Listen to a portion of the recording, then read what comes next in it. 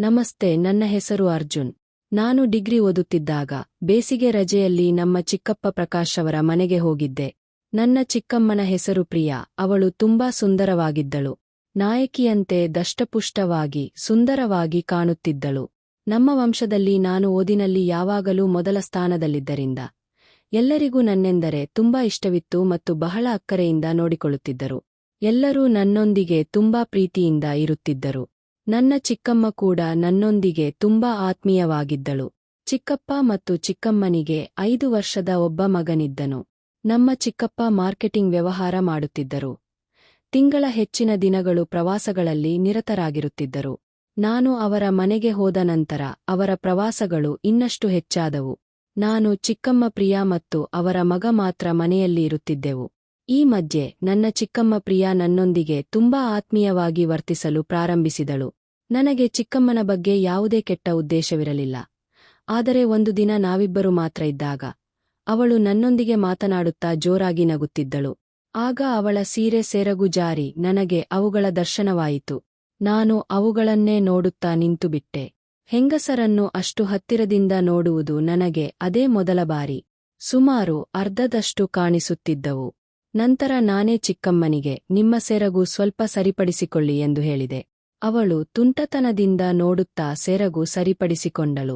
ನಂತರ ಅವಳು ನಾಚುತ್ತಾ, ಅರ್ಜುನ್, ನೀನು ನೋಡಿದ್ಯಾ ಎಂದು ಕೇಳಿದಳು. ನೋಡಿದೆ ಎಂದೆ.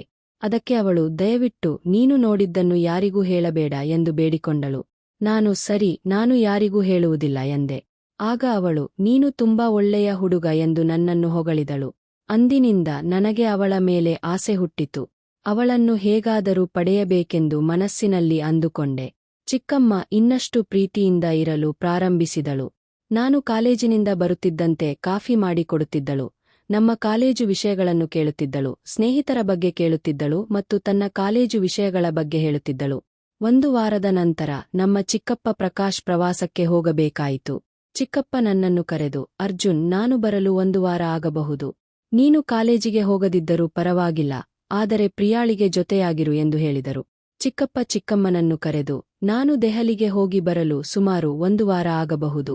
ಅರ್ಜುನ್ನನ್ನು ಕಾಲೇಜಿಗೆ ಹೋಗದೆ ನಿನ್ನೊಂದಿಗೆ ಮನೆಯಲ್ಲಿರಲು ಹೇಳಿದ್ದೇನೆ.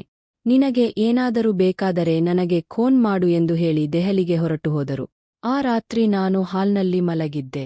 ಮಧ್ಯರಾತ್ರಿ ಪ್ರಿಯಾ ಚಿಕ್ಕಮ್ಮ ನನ್ನನ್ನು ಎಬ್ಬಿಸಿದಳು. ಅರ್ಜುನ್, ನನಗೆ ಭಯವಾಗುತ್ತಿದೆ. ನೀನು ಬಂದು ನನ್ನ ಪಕ್ಕದಲ್ಲಿ ಮಲಗುತ್ತೀಯಾ ದಯವಿಟ್ಟು ಎಂದು ಬೇಡಿಕೊಂಡಳು. ನಾನು ಸರಿ ಎಂದು ಹೋಗಿ ಅವಳ ಪಕ್ಕದಲ್ಲಿ ಮಲಗಿಕೊಂಡೆ. ಅವಳು ನನ್ನನ್ನು ಗಟ್ಟಿಯಾಗಿ ಅಪ್ಪಿಕೊಂಡು ಮಲಗಿಕೊಂಡಳು. ಹೆಂಗಸರನ್ನು ಅಪ್ಪಿಕೊಂಡು ಮಲಗಿಕೊಳ್ಳುವುದು ನನಗೆ ಅದೇ ಮೊದಲ ಬಾರಿ. ಆಗ ಅವಳು, ನಿನಗೆ ನಿದ್ರೆ ಬರುತ್ತಿದೆಯೇ?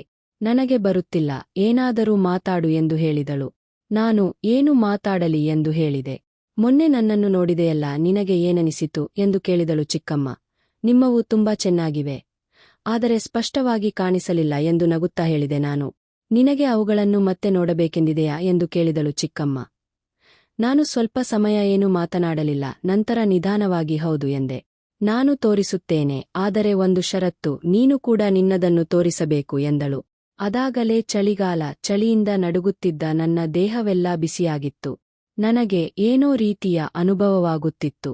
ಈ ಅವಕಾಶ ಮತ್ತೆ ಸಿಗುವುದಿಲ್ಲವೆಂದುಕೊಂಡು, ಸರಿ, ನಾನು ನನ್ನದನ್ನು ತೋರಿಸುತ್ತೇನೆ ಎಂದೆ. ತಕ್ಷಣ ಚಿಕ್ಕಮ್ಮ ಪ್ರಿಯಾ ತನ್ನ ಬಟ್ಟೆಯನ್ನು ತೆಗೆದಳು. ನೋಡಿಕೊ ಎಂಬಂತೆ ಅವಳು ನನ್ನ ಕಡೆ ನೋಡಿದ ನೋಟಕ್ಕೆ ನನ್ನಲ್ಲಿ ಆಸೆಗಳು ಕುದುರೆಗಳಂತೆ ಓಡಿದವು. ಅವಳವು ಬಿಳಿಯಾಗಿ ಹೊಳೆಯುತ್ತಿದ್ದವು. ಕತ್ತಲಲ್ಲಿ ಅವುಗಳನ್ನು ನಾನು ನಿಧಾನವಾಗಿ ನನ್ನ 2 ಕೈಗಳಿಂದ ಹಿಡಿದುಕೊಂಡೆ. ತುಂಬಾ ಮೃದುವಾಗಿದ್ದವು.